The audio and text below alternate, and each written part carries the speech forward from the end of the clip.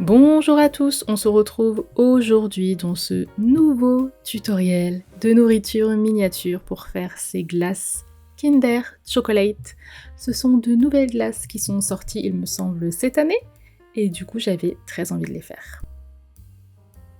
Alors pour commencer, j'ai pris de la pâte blanche avec un peu d'ocre. J'en ai pris beaucoup trop, comme d'habitude. Je viens faire un boudin que je coupe en 3 morceaux. Alors j'aurais fait 3 glaces au cas où justement il y en aurait une qui serait moche et comme ça j'en aurais au moins 2 potables. Donc je viens faire des boules à chaque fois. Et je viens légèrement former un cône, mais vraiment très léger pour que ce soit plus petit en haut et un peu plus épais en bas. Et je viens donner forme à la glace. Donc c'est une esquisse hein, à chaque fois, voilà. Donc pour les bords, le but c'est que ce soit lisse, pas arrondi sur les bords. Je pense que les images parlent d'elles-mêmes. Donc voilà ce que ça donne pour les 3 petites glaces. Ensuite, je viens prendre du blanc, j'y ajoute du jaune et un tout petit peu d'ocre.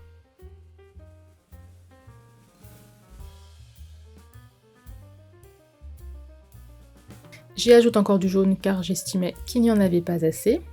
Je viens étaler ce mélange finement, mais pas trop non plus, puisque ce sera la couche de chocolat Kinder intérieur et sur le bas aussi, donc faut pas que ce soit trop fin non plus.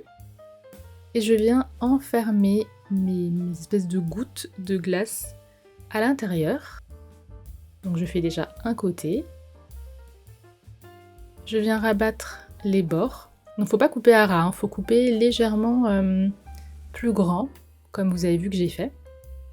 Et je fais la même chose de l'autre côté, donc je coupe un petit peu plus grand si je vois que voilà, il me reste pas mal d'espace.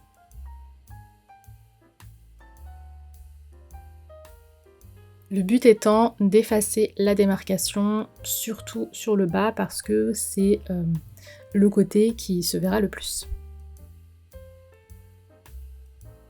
Donc pour effacer la démarcation, c'est comme d'habitude, vous utilisez vos doigts, un outil en silicone, ce que vous avez sous la main, et je viens bien mettre en forme à chaque fois pour voir à peu près, surtout au niveau des dimensions. Ensuite, je prends un petit bout de planche de balsa et je vais venir créer une forme pour le bâton de glace tout simplement.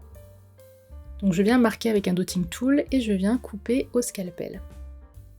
Les planches de balsa, vous les trouvez sur Amazon. De toute façon, vous trouvez tout sur Amazon, clairement. Ensuite, je vais venir faire une petite encoche sur le bas de la glace pour y rentrer le bâton pour éviter que la glace se déforme trop lorsque je vais mettre le bâton. Surtout qu'il fait chaud, donc la pâte a tendance à se déformer assez facilement.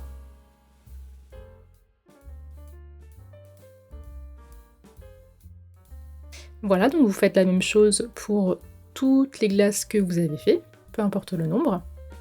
Ensuite, je viens prendre de la pâte chocolat que je vais venir étaler au rouleau. Donc je vais l'étaler beaucoup plus finement que la pâte jaune de tout à l'heure.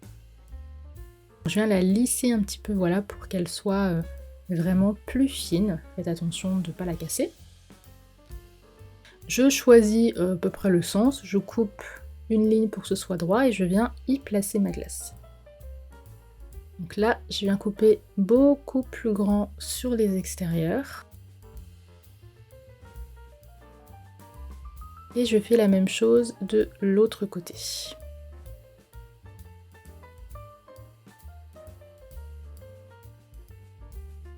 Ensuite, je vais venir raccorder les deux bords.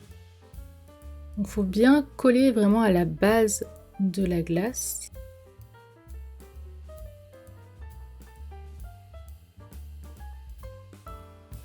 Et ensuite, je viens couper l'excédent.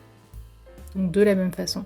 Alors soyez délicat parce que le but c'est pas de mélanger les deux couleurs, il faut vraiment qu'il y ait la démarcation du genre de Kinder quoi. Vous voyez ce que je veux dire. Ensuite, je viens effacer les démarcations évidemment.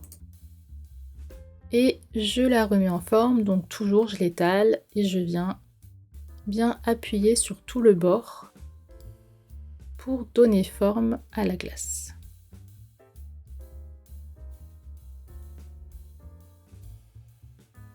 Et voilà! Donc ensuite, je vais venir couper un morceau pour faire un effet croquis. Donc sachez que je l'ai mis environ 10 minutes au congélateur pour pouvoir couper aussi bien et ne pas déformer la glace. Sinon, je peux vous assurer que ça va être compliqué, donc je vous conseille vraiment de faire ça. Quand vous voulez des découpes nettes, passez toujours vos créations environ 10 minutes au congèle. Donc ensuite, je vais couper un petit peu de chocolat par-ci par-là. Je vais donner de la texture à la glace à l'intérieur. Donc on n'oublie pas qu'il y a aussi le chocolat blanc. Donc on essaye vraiment de texturer là où il faut. Donc là, je vais texturer déjà la glace, mais aussi un peu le chocolat blanc pour lui donner un effet un peu craqué. Ensuite, je vais donner aussi de la texture au chocolat noir. Donc là, je viens le rayer un petit peu.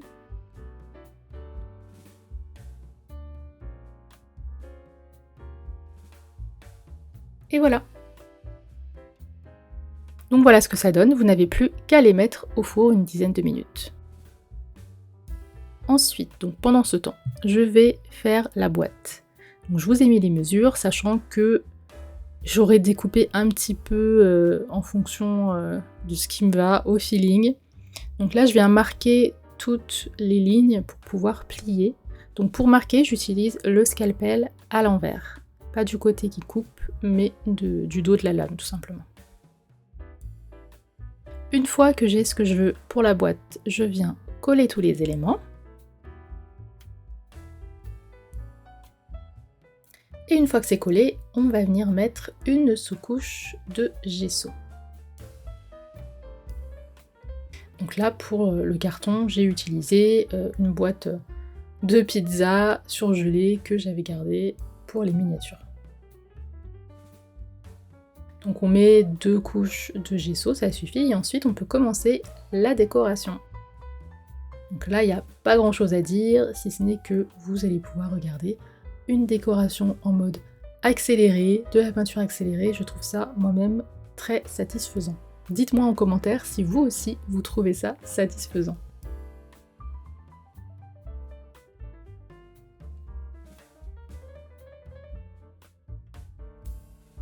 Donc même si j'ai mis du gesso, je remets toujours de la peinture blanche parce que le gesso n'a pas le même effet couvrant et assez mat. Enfin moi j'ai utilisé du gesso mat opaque, il me semble qu'il y a d'autres variétés. Donc ensuite avec de la peinture grise très très claire, je viens faire un peu les effets, parce que le blanc représente de la crème, comme de la chantilly, donc je viens faire un petit peu des effets d'ombre en fait de la chantilly. Je fais comme je peux parce que je suis pas hyper forte en peinture non plus, hein.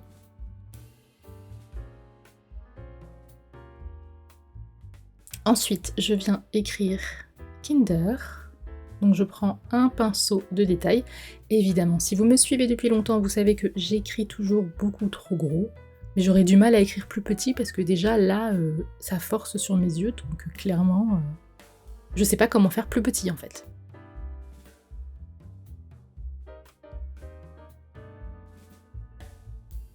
Et pour le reste du mot, j'utilise le même orange du dessous. Donc je vous ai pas fait les mélanges de couleurs, voilà, ce sont des mélanges basiques. Si vous ne connaissez pas tout ce qui est théorie des couleurs, etc., je vous invite vraiment à regarder par exemple sur internet ou des roues chromatiques pour savoir quelles couleurs vont bien ensemble, etc.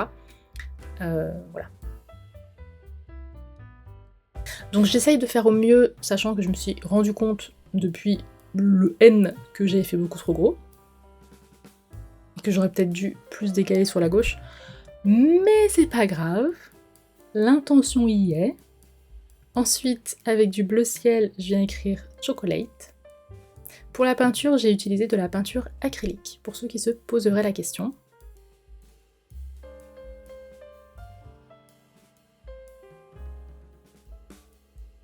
Et ensuite, je viens faire les petits détails. Donc, ce sont des détails que j'aurais pas remarqué moi-même si j'avais acheté le produit. Il y a 3 petits bonhommes avec des têtes de la même forme que les glaces sur la boîte.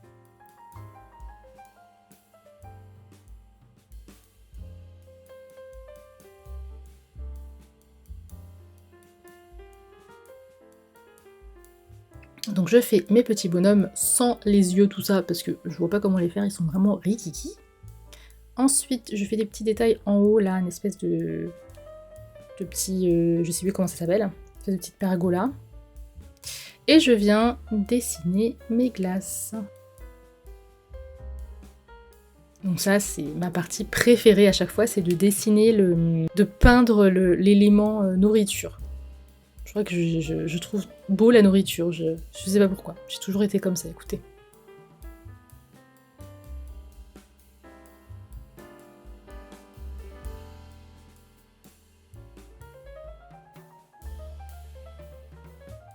Donc là, la deuxième glace, c'est avec l'effet croquis. Donc moi, vous avez l'impression que je vais super vite, mais j'ai vraiment pris tout mon temps. Je vous mets juste ça en accéléré pour pas que ça dure 1 million d'années.